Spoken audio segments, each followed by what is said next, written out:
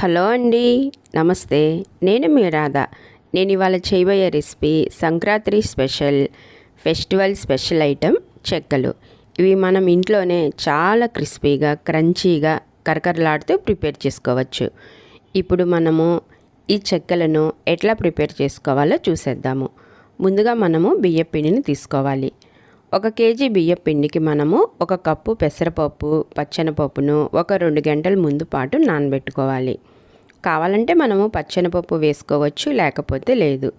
ఇట్లా నానబెట్టుకున్న వాటిని ఒక 2-3 సార్లు శుభ్రంగా కడిగి దీనిలో వేసుకోవాలి. తర్వాత కొంచెం పచ్చిమిర్చి, అల్లం, కరివేపాకు, జీలకర్రను మిక్సీ పట్టి దీనిలో వేసుకోవాలి. ఈ చెక్కల పిండికి మనము చల్లటి నీళ్లు వాడకుండా కొద్దిగా బాయిల్ చేసిన వాటర్ను వేసుకోవాలి. దీనిలో మనము పిండి కలిపేటప్పుడు కాగబెట్టిన నూనెను కానీ డాల్డాను కానీ వాడి పిండిని కలుపుకోవాలి. రుచికి సరిపడినంత సాల్ట్ వేసుకోవాలి. ఇట్లాగా మనం పిండిలో అన్నీ వేసి ఇట్లాగా ఉండలాగా కలుపుకున్న తర్వాత ఇప్పుడు మనము ఈ పిండిలో నుంచి కొద్దిగా ఉండలుగా తీసుకోవాలి. మనకి చెక్క ఎంత సైజు కావాలనుకుంటున్నామో అంత ఉండ ప్రిపేర్ చేసుకోవాలి. సో ఈ విధంగా ఉండలన్నిటినీ మనము ప్రిపేర్ చేసుకోవాలి. ఇప్పుడు మనము ఇట్లాగా ఉండలుగా ప్రిపేర్ చేసిన తర్వాత పూరీ ప్లస్ తీసుకొని దాని మీద పాలిథిన్ కవర్ను ఉంచి కొద్దిగా ఆయిల్ అప్లై చేసి ఉండను దీని మీద పెట్టి ఇట్లాగా ప్రెస్ చేసుకోవాలి. ఏంటంటే కవర్కి కొంచెం ఆయిల్ రాస్తే మనకి చెక్క అనేది కవర్కి అతుక్కోకుండా ఫ్రీగా వస్తుంది. ఈ విధంగానే మనము చెక్కలన్నిటినీ ప్రిపేర్ చేసుకోవాలి.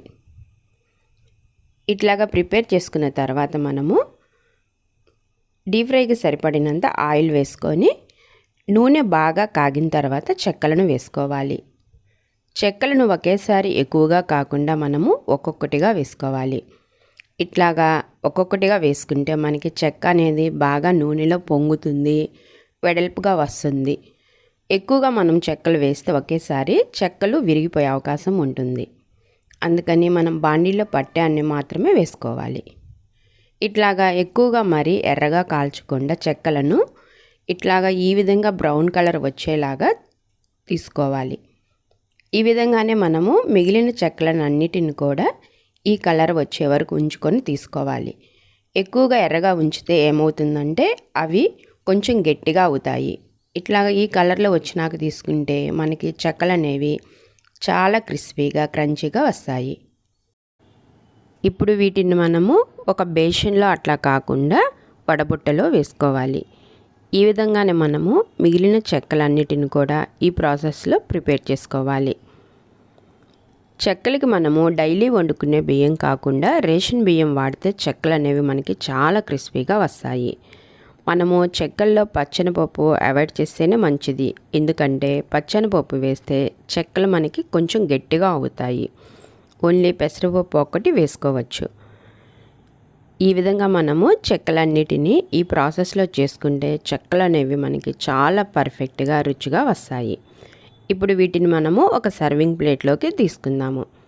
అంతేనండి, ఎంతో రుచిగా ఉండే సంక్రాంతి స్పెషల్ క్రిస్పీ, క్రంచీగా ఉండే కరకరలాడే చెక్కలు రెడీ. ఇవి ఈ ప్రాసెస్లో చేస్తే మనకి ఒక్క చెక్క తింటే 4 చెక్కలు తినాలని అనిపిస్తుంది. ఓకే ఫ్రెండ్స్, మీరు కూడా ఇంట్లో ట్రై చేయండి. టేస్ట్ అనేవి చాలా బాగుంటాయి. ఈ వీడియో కనుక మీకు నచ్చినట్లయితే లైక్ చేయండి, షేర్ చేయండి, సబ్స్క్రైబ్ చేయండి. Thanks for watching. నెక్స్ట్ వీడియోలో ఇంకొక రెసిపీతో మళ్ళీ కలుద్దాం.